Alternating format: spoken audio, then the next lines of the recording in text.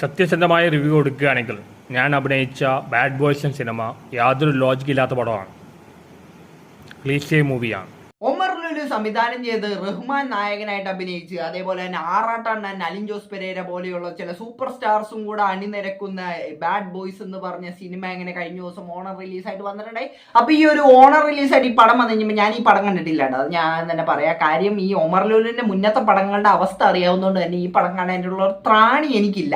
അതുകൊണ്ടാണ് ഞാൻ ഈ പടം കാണാത്തത്. അപ്പൊ ഈ ആറാട്ടണ്ണന്റെ ഒരു റിവ്യൂ വന്നേക്കണം ഞാൻ കഴിഞ്ഞ ദിവസം നോക്കുമ്പോഴത്തേക്കും. അപ്പൊ ഈ ഒരു റിവ്യൂ എന്ന് പറഞ്ഞ ആറാട്ടണ്ണൻ പറയുന്നത് ഞാൻ ജെനുവിനായിട്ട്, അതായത് ആത്മാർത്ഥമായിട്ട് പറയുന്ന റിവ്യൂ എന്നുള്ള രീതിക്കാണ് പുള്ളിക്കാരൻ ഈ ഒരു കാര്യം പറയുന്നത്. അപ്പൊ നമുക്ക് അതൊന്ന് കണ്ടുനോക്കിയിട്ട് നമുക്ക് ബാക്കി.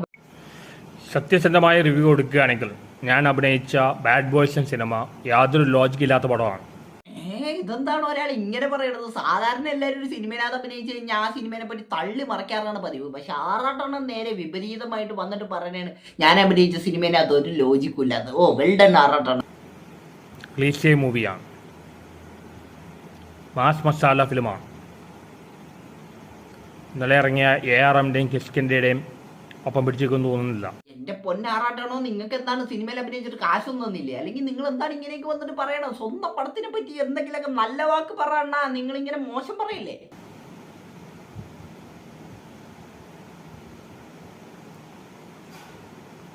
പടം ക്ലീഷയാണ്, ഒരു ലോജിക്കും ഇല്ല.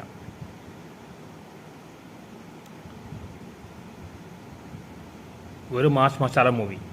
എനിക്ക് തോന്നുന്നു പടത്തിനേക്കാളും കൂടുതൽ ലാഗിങ് ആരുടെ വീഡിയോയ്ക്കാണെന്ന് തോന്നുന്നു. ഇങ്ങനെ എത്ര നേരമാണ് ഇങ്ങനെ വീഡിയോ തുറന്നു വെച്ചിട്ട് ഇങ്ങനെ വെറുതെ ഇങ്ങനെ ഒന്നും മിണ്ടാണ്ടിരിക്കുന്നത്. ക്ലീഷയാണ്. പുള്ളിക്ക് അത്രയും വിഷമമുണ്ടെന്ന് തോന്നുന്നു ആ ഒരു പടം കണ്ടിട്ടേ. അതായത് ഞാൻ ഇങ്ങനെ ഒരു പടത്തിനകത്താണല്ലോ ഭാഗമായി പോയത് എന്ന് ആലോചിച്ചിട്ട് പുള്ളിക്ക് അത്രയും വിഷമമുണ്ടെന്ന് തോന്നുന്നു. വിഷമം കൊണ്ട് പറയുന്ന കാര്യം ഈ ഫിലിം എങ്ങനെ പഠിച്ചിരിക്കുമെന്ന് എനിക്കറിയില്ല. ഞാൻ അഭിനയിച്ച പടമാണെങ്കിൽ ഞാൻ എസ്പെഷ്യലായിട്ട് റിവ്യൂ കൊടുക്കുള്ളൂ. അതൊക്കെ അത്രേ ഉള്ളൂ. നമ്മൾ ഹോണസ്റ്റ് ആയിട്ട് തന്നെ നമ്മൾ റിവ്യൂ എടുക്കാൻ പാടുള്ളൂ. അപ്പോൾ ആറാട്ടനെ എന്തോ ഒരു കടിച്ചപ്പൊട്ടാത്തൊരു വാക്കിനിടയെ പറഞ്ഞ് അത് പറയാനായിട്ടുള്ള അതെനിക്ക് മനസ്സിലായില്ല. അതുകൊണ്ട് ഞാൻ പറയാനുള്ള ലോജിക്കാൻ സംഭവം അടുത്തോട് പോയിട്ടില്ല. ഒരുപാട് താരങ്ങളുണ്ടെന്ന് മാത്രമേ ഉള്ളൂ. ഒരുപാട് സ്റ്റാർസ് ഉണ്ട്. ഒട്ടും റിയലിസ്റ്റിക് അല്ല. അതെ ഒരുപാട് സ്റ്റാർസ് ഉണ്ട്. കാര്യം ആറാട്ടണ്ണൻ, അലിൻ ജോസ് പെരേര, അതേപോലെ എത്ര സ്റ്റാർസ് ആണ് അതിനകത്തുള്ളത്. വെറും മാസ് മസാല മൂവിയാണ്. ഇങ്ങനെ സിനിമയിൽ അഭിനയിക്കേണ്ടി വന്നതിൽ ഞാൻ കേരളം പ്രകടിപ്പിക്കുന്നു.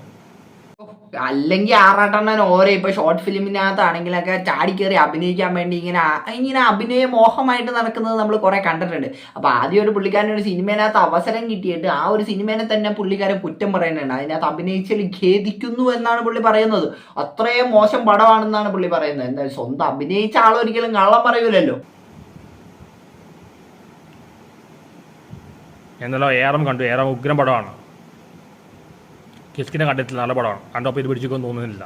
ശരി, കാണാത്ത കിഷ്കിനും കൂടെ നല്ല പടം നിങ്ങൾ തള്ളി വിട്ട്.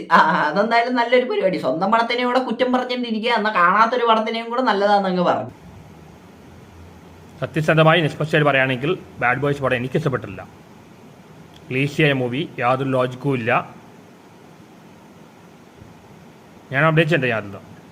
പക്ഷേ സത്യസന്ധമായ റിവ്യൂ കൊടുക്കുള്ളൂ. നിഷ്പക്ഷമായി.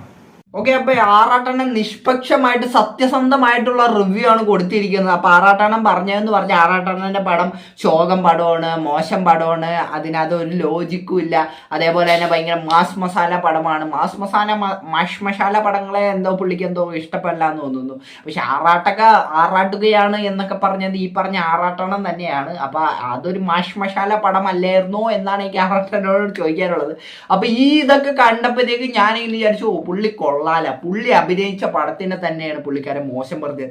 അങ്ങനെ പറയാനായിട്ട് ഇവിടെ ആർക്ക് പറ്റും? അതായത് ഏതൊരു നടനാണെങ്കിലും നടിയാണെങ്കിലും അഭിനയിച്ചൊരു പടത്തിനെ പറ്റി വന്നിരുന്ന് തള്ളി മറിക്കുന്നതല്ലാണ്ട് ഒരാളും പറയൂല എൻ്റെ ഒരു അഭിനയിച്ച പടത്തിനകത്ത് ഇന്ന മോശങ്ങൾ ഉണ്ടായി, ഇന്ന പോരായ്മകൾ ഉണ്ടായി എന്നൊന്നും ആരും പറയണത് നമ്മൾ കേൾക്കൂല. പക്ഷെ ആറാട്ടെണ്ണം പറഞ്ഞു. അവിടെയാണ് ആറാട്ടെണ്ണം വ്യത്യസ്തനാവുന്നത്.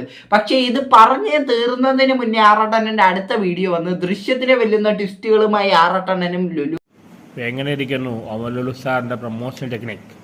ഓ, അത് പ്രൊമോഷൻ ആയിരുന്നു ഗായ്സ്. നമ്മളെല്ലാരും ഞെട്ടിത്തരിച്ചില്ലേ? നിങ്ങൾ ഞെട്ടിയില്ലേ? എൻ്റെ ഒപ്പം നിങ്ങൾ ഞെട്ടിയില്ലേ? ആറാട്ടണ്ണൻ കൂളിംഗ് ക്ലാസ് ഒക്കെ വെച്ച് മാസ് ആറാട്ടണ്ണൻ മാഷ്. ബാഡ് ബോയ്സ് മൂവിയിൽ ആറാട്ടൻ പറഞ്ഞ ഡയലോഗ് ഉണ്ട്, ഞാൻ നെഗറ്റീവ് റിവ്യൂ കൊടുക്കാറില്ല. നെഗറ്റീവ് കൊടുത്ത എല്ലാ പടങ്ങളും ഇൻഡസ്ട്രി ഹിറ്റുകളായിട്ടുള്ളൂ. ഓ, ആറാട്ടണ്ണന്റെ മാസ് ഡയലോഗിന്റെ രോമങ്ങളൊക്കെ എണീറ്റ് ഡാൻസ് കളിക്കണം. എന്റെ പൊന്നോ, ഇമാതിരി ഒരു ഐഡിയ ലുലുവണ്ണന്റെ ഐഡിയ ആണെന്നാണ് പറയുന്നത്. എന്തായാലും അത് ഉഗ്രൊരു ഐഡിയ തന്നെ ഇപ്പൊ എന്തായാലും പറഞ്ഞത് അറം പറ്റട്ടെ എന്ന് തന്നെ നമുക്ക് ആഗ്രഹിക്കാം. കാര്യം പുള്ളി പറഞ്ഞ നെഗറ്റീവ് റിവ്യൂ പറഞ്ഞ പടങ്ങളൊക്കെ വിജയിച്ചിട്ടുണ്ടെന്നാണ് പറയുന്നത്. അപ്പൊ ഈ പടം വിജയിക്കും എന്നാണ് അവരുടെ ആ ഒരു ലോജിക്ക്. എനിക്ക് അറിഞ്ഞൂടാ പടം എങ്ങനെയുണ്ടെന്ന്, അതുകൊണ്ട് തന്നെ ഞാൻ പറയാം.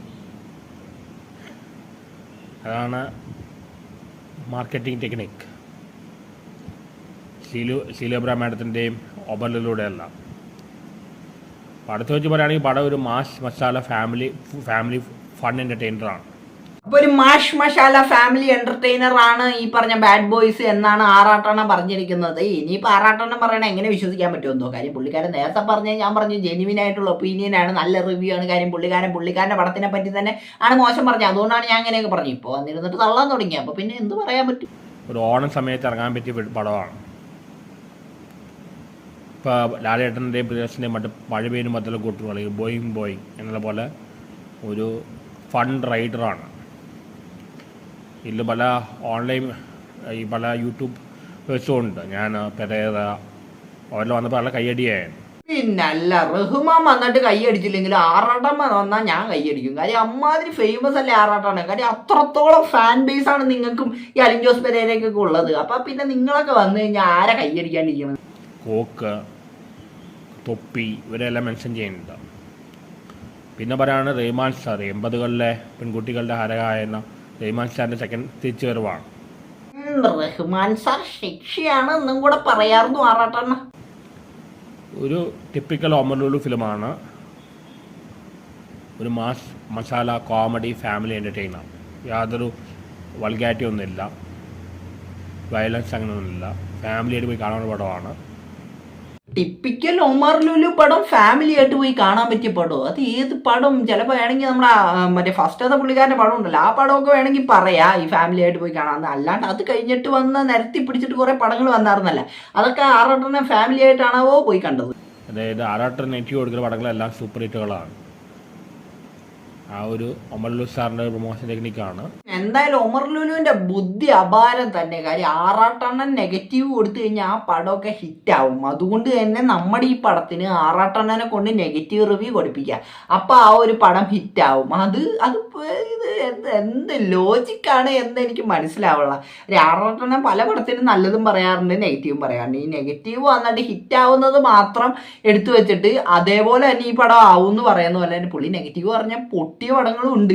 അതൊന്നും ഇവരൊന്നും കാണാഞ്ഞിട്ടാണോ എന്ന് എനിക്ക് മനസ്സിലാവുള്ള. എന്തായാലും ഒമർ ലുലുവിന്റെ വിശ്വാസം പുള്ളിക്കാരനെ രക്ഷിക്കട്ടെ, അതേപോലെ തന്നെ ആറാട്ടനെ രക്ഷിക്കട്ടെ, അലിൻ ജോസിനെ രക്ഷിക്കട്ടെ. എൻ്റെ പൊന്നോ, എത്ര ഇഷ്ടം പോലെ ആൾക്കാരുണ്ട് ഇവിടെ. എല്ലാവരെയും രക്ഷിക്കട്ടെ എന്ന് മാത്രം എനിക്ക് പറയാനുള്ളൂ ഇതിനെപ്പറ്റി. അപ്പോൾ എന്താണ് ഇത് കണ്ടിട്ട് നിങ്ങൾക്ക് പറയണത് ഈ വീഡിയോയുടെ താഴെ കമന്റ് ഇട്ടോ. അത് പിന്നെ നിങ്ങൾ ഇത് കണ്ടിട്ട് ഞെട്ടിയോ? ആറാട്ടണ്ണൻ്റെ ഈ ഒരു ട്വിസ്റ്റും ആ ഒരു പരിപാടിയൊക്കെ കണ്ടിട്ട് അതേ മേക്ക് ഓവർ എങ്ങനെയുണ്ടായി, പുള്ളിക്കാരൻ്റെ കൂളിംഗ് ഗ്ലാസ് ഒക്കെ വെച്ചിട്ടുള്ള ആ വരവും നിങ്ങൾ പടം കണ്ടോ, എല്ലാം ഇതിൻ്റെ താഴെ വന്ന് കമന്റ് ഇട്ടേക്കാം. അപ്പോൾ എല്ലാവർക്കും അടുത്തൊരു വീഡിയോ കാണുന്നതായിരിക്കും. Ta-ta bye bye, see U.